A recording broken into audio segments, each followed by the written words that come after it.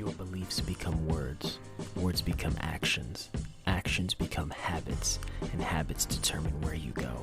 This is the Motivation Factor podcast. Hey friends, Michael Bain from the Motivation Factor podcast, touching base with you, and you're on another episode. Super excited. The guest on the show today is not only a personal friend of mine, she's a personal certified nutritionist who can be found at Eat, Fit, Evolve on Instagram and Facebook. Kristen, what's going on? How are you? I'm doing well, Michael. How are you? I'm doing really well. Thanks for asking. Hey, thanks for, I know you have a super busy schedule, lifestyle, everything you have going on right now. So I just wanted to say thank you for taking the time to come on the show today. Yeah, absolutely. Thank you. I'm super excited to be here. Cool. So listen, my goal on every episode is to add value to the listeners. So we're going to get right into this. So first things first, how does somebody lose weight? Let's just talk about, let's pretend I'm super overweight. My doctor says you need to lose weight now or you're in trouble. What do you tell a client? What do you tell somebody? I need to lose weight. Well, I would start off by not telling them anything. I would ask them pretty much what they're doing in their day-to-day life, what their food looks like, what their stress levels look like, workload, lack thereof, friends, families, connections, what they do on their downtime. I like to know more of a person as a whole, not so much just what they're eating. Okay, that's good. That's good. I like that. Let's just say, let's quantify for a second. If I was to ask you, if I came as a client, I said, hey, how many calories, how does the whole calories thing work when it's regarding me needing to lose weight? I weigh 200 pounds now. You know, I want to lose 5 or 10 pounds. Like, what's the thought process behind, what's the how-to behind that? So really, I like to focus more on losing fat as opposed to weight. Okay. You definitely want to be in a calorie deficit. That's really the main thing. And of course, focusing on healthy, whole foods, whole nutritional foods. Okay. So calorie deficit, so that's a good word. So calorie deficit, meaning I'm consuming less than what I'm taking in on a daily basis? I mean, in all around, yes. Okay. So calorie deficit, meaning we're still focusing on taking in healthy foods, healthy whole foods, trying to limit processed foods as much as possible, drinking lots of water, and you want to be putting out more than what you're putting in. Gotcha. So exercising more. Gotcha. Okay, that makes sense. And listen, do I have to cut carbs to lose fat? So this is a really interesting question. It really depends on the person. For an example, me, if I cut carbs, I'm horrible. I'm absolutely horrible. And and I know you know that's true. But really, it really does depend on the person. Me personally, I feel very sluggish. There have been times where I've slipped into depression. So it's really important for you to be in tuned and to be able to listen to your body. Do a lot of people do well with cutting carbs as opposed to other sources like nutritional fats? Possibly. I would never go as far as say, you want to cut down on your proteins. That's usually a big no-no. Okay. So distinguishing between like carbs, fats, protein. So like talking carbs and fats, for example, like I hear sometimes a lot of people talk like bodybuilders and people who work out and are mindful of the things they eat. They kind of interchange between, carbs and fats. What's the difference there? So the big difference is really they're both energy sources. So you use them both for fuel. Okay. So again, this is why I go into it really depends on the person. My energy source, I do better with carbs to fuel my body for energy. I could do well with fats, but it depends on what I'm doing that day. Am I just going to work for the day, or I'm going, to school later on that night? Do I have a 16-hour day ahead of me? I could get away with, increasing my fats, lowering my carbs, and living off that for a day. Now, am I going to work and then going for PR in my squat later on at the gym? Then I really want to load up on carbs in that case. Right. Okay, that makes sense. Let's say, Kristen, my issue is junk food, but I love sweets.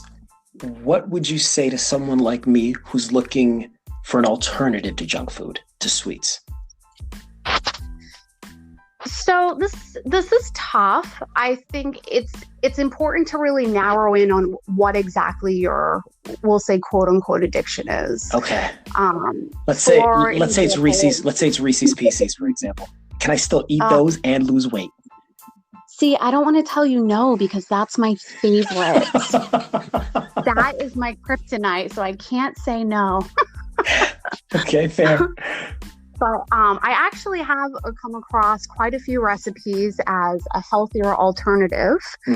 For an example, avocado, which sounds crazy, I know. Wow. But avocado mixed with cocoa or cacao powder with a little bit of peanut butter in there, and it tastes like a bowl of Reese's, and it's amazing. You would never believe that you're eating avocado. Wow.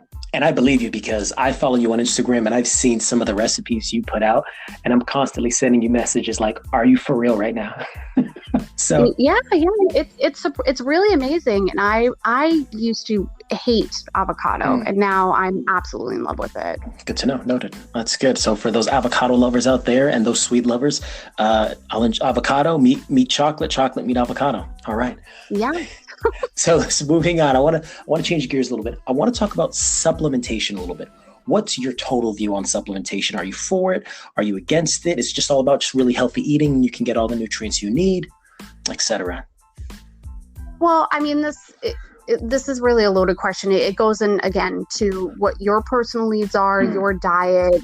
Do I believe that you can get enough nutrition from your diet? Absolutely 100%. Okay.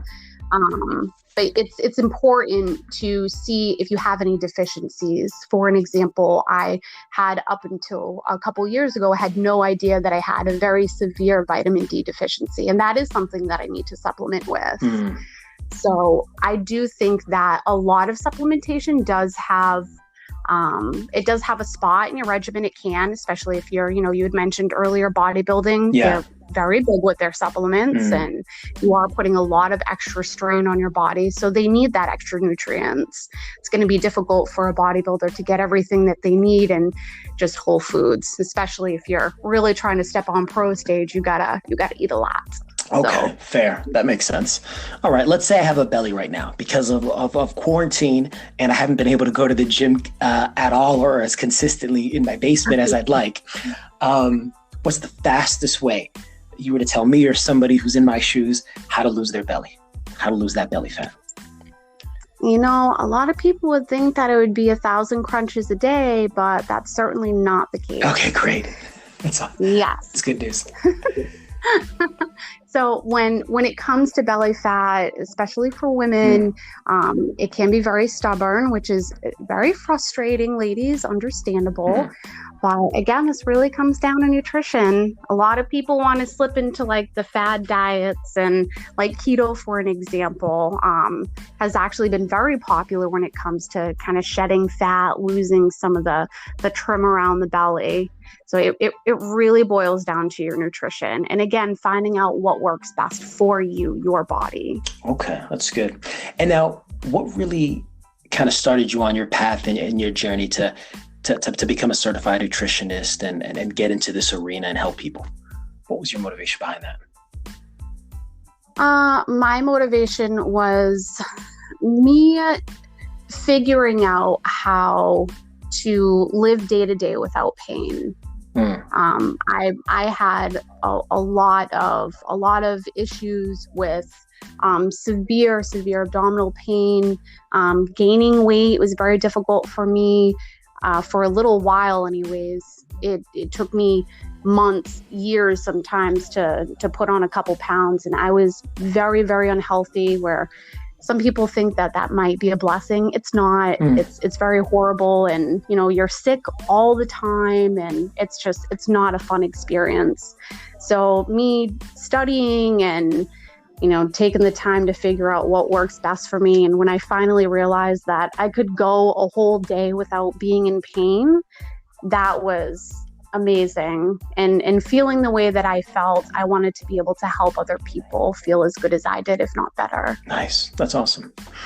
Okay.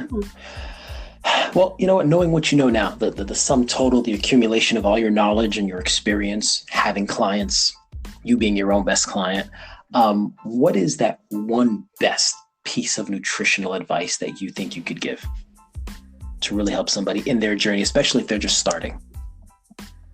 Ooh, to pick one.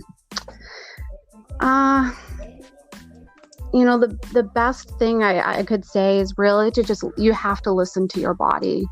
Don't listen to what, the newest, latest, greatest fad diet that you see on Instagram or Facebook or, bro science and all that fun stuff.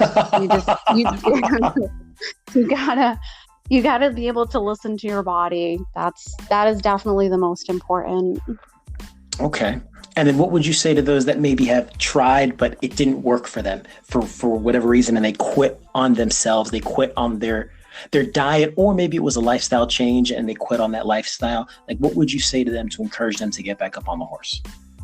Oh, don't quit. Don't ever, ever, ever quit. There's always another way to figure out obtaining whatever goal that you're trying to obtain.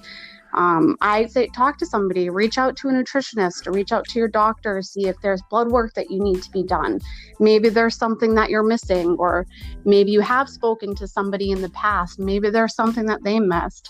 I've seen 6 doctors. 6. Wow. It took me a very long time to figure out exactly what my issues were, but you have to keep trying. You can't quit. That's good. Well, I didn't know that. That's awesome.